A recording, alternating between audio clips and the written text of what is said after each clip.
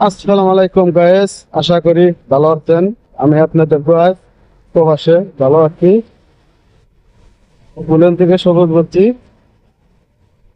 আপনাদের মাঝে কিছু কথা শেয়ার করি।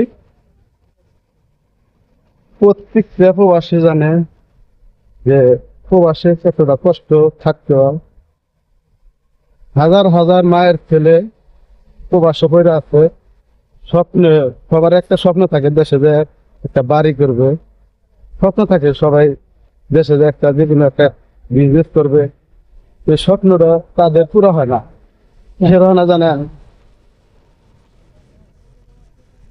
ছুটি মুসলিমদের দেশে যায়, তাদের অনেক জিনিস সামানা নিয়ে যাইতে হয়।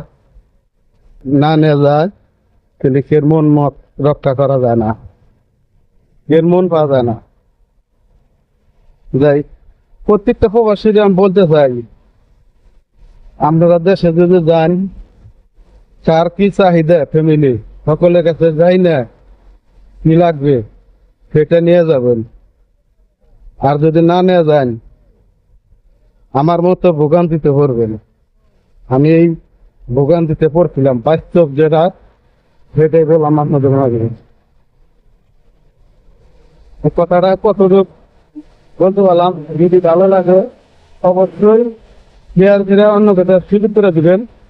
যে যেখানে থাকেন না কেন ভালো থাকবেন, সুস্থ থাকবেন। ওকে, আল্লাহ হাফেজ।